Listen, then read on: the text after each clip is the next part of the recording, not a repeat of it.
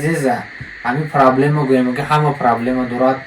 باز بالای این پرابلم ها اگر خیلی غلطی دیگه باشی، یک محتاج یک کس باشی، این روزی سخت است.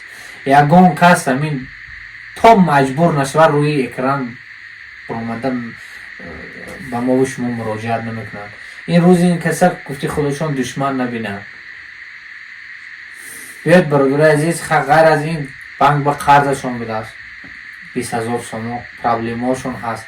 خب بیاید همین کم هم باشد کمتر هم باشد چند قدر میتونه همین کسی یاردم کنیم برادر عزیز.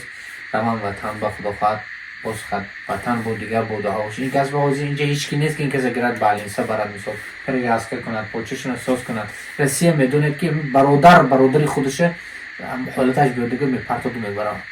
برادری خودش نگاه نمیکند برای پول شده یا برای یک چیز ناچیز شده.